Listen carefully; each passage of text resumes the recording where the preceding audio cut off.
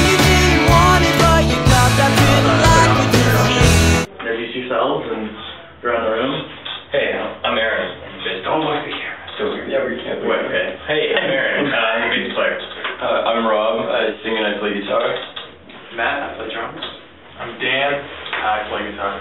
So, Sandman Viper Command, that's a name and a half. Where's that from? It's from a movie. It's from Yeah, that was real tough. Yeah, We've been trying to jazz the origins of the bit. We usually say it's my uncle. His name is Sandman, middle name Viper. It's not a really good story though. Nah, I think it's lost its allure. So it's from a movie called Outbreak, which is a wonderful movie. The best. And during one of the climactic scenes, the term Sandman Viper Command is tossed around a bit. I mean, we could go into it. They're like call signs. Let's just leave it at that. Yeah. Though. Yeah, it kind of infiltrated an afternoon of ours, and then now the rest of our last 3 years. Great day. So 3 years. You guys have been in a band for 3 years? Yeah, like roughly. Like I mean, like I guess we'll take 3 now. there's been varying degrees of being a band. Like when we started out with them showing up at my house saying let's jam, and then at some point I guess we just had to get serious. I don't know when that is, but yeah, it's hard to. about 3 years, yeah. Yeah. So, where did you guys first start practicing? Because I know there's obviously some great places that people practice and bands, some great practice jam spots. No, in terms of this incarnation, it's been Matt's basement the whole time. Yeah, we have I think 2 jam spaces in our city, and it's pricey. It's like $15 or $20 an hour for each one. Like to get a real jam going, you Built want up over a long period of time. Yeah. And it sucks having to load gears for a jam. Yeah, that's brutal when we have to do the jams. We've done that. We've actually done it a little bit, but definitely not to start.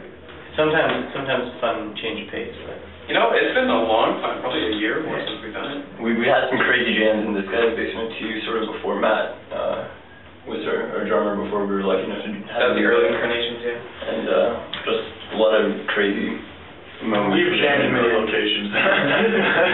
Where you can find a spot where the guitars have found their way into our heads. We've made music in various places. So, how did you guys all meet?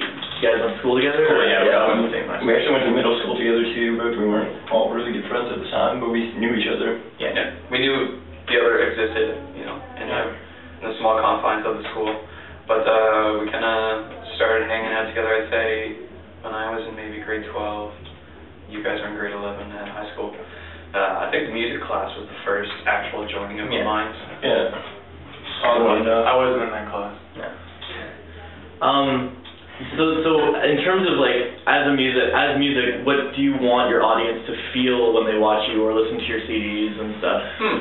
I think we want them to first off just have a very instinctful reaction of Partying down. fun, what music should be. A good reaction of good. Also, kind of inspire some thoughts because we kind of we try and mix it up. We try and keep our songs are pretty much definitely they fall into the pop category, but we also try and keep it very a little more interesting than your typical pop song. We throw different time signatures and different musical changes in quite a bit. It's got some rush to us. Yeah, it's a little bit of a prog element in a poppy rock shaken package. It's as if Rush made bubblegum. That's what Sandman is. Yeah, that's good. Yeah, because I think Rush. I guess they were good, but I hope we're better than Maybe that. Rush man. We riff on Rush. We don't riff on Rush. We're saying how we have more respect for Rush than we ever have before. I mean, none of us actually listen to Rush. I don't think we've ever really. There's never been a Rush phase. No. Heard you. I just heard White Way. Heard that song on the Young Guitar once. Yeah. So you guys tour a lot, right? Yeah, we've been playing kind of keep steadily on it. Do you have any great tour stories? Anything that's really pretty funny actually was happening tonight in Ottawa. We were here. That was in Ottawa, right? Yeah. Okay.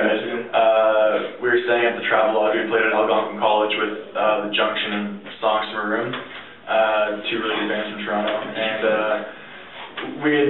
the night was going pretty late, and the booze had been consumed, and us and some guys from Songs, I guess it was just actually one guy, Nick, the bass player from Songs in the Room, we're kind of roaming around the hotel, managed to get our way into the water park there. We didn't break in or anything. Aaron's card There's worked. a key that we used. The hotel card, light went green, door opened, it was late. We're in there, swim time. Not our fault. So we started swimming in this stagnant, really stagnant wave pool that I don't really know what was floating around there besides Aaron and Nick, but and then some security guard came in and started busting our balls and we were just like. But I guess the rest of the songs from Maroon came out. They had a door from the balcony of the swimming area. There was like a balcony in the pool here, and they were coming out and they were hanging out and yelling at us. And he thought that they were climbing down the balcony. Which I told him that we weren't. So there's no way that happened, and we had just got in. By the end of it, we got threatened with like a $5,000 fine. Yeah, like he walked in saying like, "It's a $5,000 mistake," and like So it actually wasn't you're walking that. back to your room, which is also the room that you're going to be evicted from. So If what he thought had happened had actually happened, it would have been a really crazy story. But actually, that's sort of the thing. Actually, earlier on the night, that was pretty funny. After Junction, I went to a place called Rick's Place, which is a wonderful bar here in Ottawa. possibly run by some kind of small scale mafia. We don't know that. We don't want to get And it was an open jam night. We got there probably like 20 minutes before the last call, and we really like crowded in. There was quite a few of us, and the locals didn't. They weren't really. I feel like they didn't want there too much until some of the guys managed the stage and proceeded to blow their minds with some dead-on renditions of Pink Floyd's "Breathe" and the Highway to Hell. And after that, we were kings. Let me tell you. Actually, we didn't do anything. We watched them do a really good job. So do you have any like venues that you really like, or any venues that are kind of like that have green rooms like this? Not like this.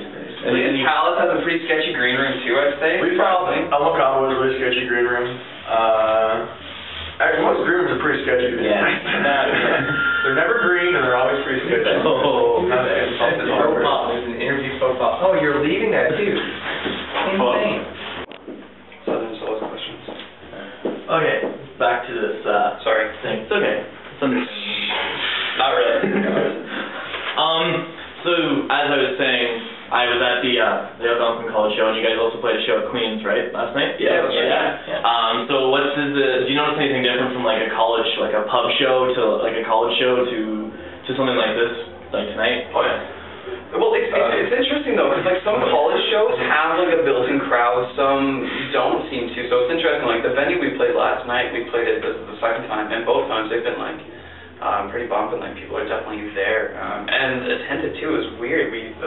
Not weird, but I mean, It was so strange. it was a higher level than you get at some of the pub shows and private ones either. So there's a difference. I don't know exactly what they all are, but they're definitely I different. think it's like a bit more of not like a school event, but like just the promotion gets to the kids differently in college shows, so it has a bit of a different vibe to the audience even. So then, a show at a dingy bar with a sketchy green room. Plus school shows, you usually get a lot more free booze. Yeah, they take care of you pretty well. They got fat budgets. Fat wallet. Which is nice. Yeah. Also, maybe not. With the fat budgets. What? Don't worry, it's really now. It's on the record. So, I think we're gonna break this down, have a little bit more fun. We're gonna do pick which ones. So we're gonna start off with Backstreet Boys or NSYNC. Backstreet Boys for sure. NSYNC, Justin Timberlake. JT. I'd say NSYNC only because Lance Bass almost went to space. I really find That's really respectful. I really find kind of Justin Timberlake the other night. Wow. He was sitting in my bed making his new track, so I was unable to, and then we left, we listened to it, and it was really bad. Really? So he was like, what is this? I was like, it's Justin Timberlake's new album. He's like, oh, this is terrible. I was going to swear there, but... Could have been JT. Can we swear? It's YouTube, you can Yeah, he was like, oh, it's fucking terrible. Oh, fucking bad. Yep. You know the rest. Is there any artists that you guys think should retire? I gotta say Paul McCartney, and I love the guy to death. I mean that I love the guy. Well, Paul McCartney should probably put a kibosh. I saw, going off this whole Beatles thing, I saw Ron Wood, the guitar player for the Rolling Stones, on Jimmy Fallon recently, and it was not so hot. But we'll still tour with the Rolling Stones if they want us. Yes. You heard it here. A lot of people seem to want Weezer to stop. Yeah, I think I've heard $10, $20 million. Yeah, that's right. Yeah, $20 million and we'll stop. Yeah, that's impressive. I sort of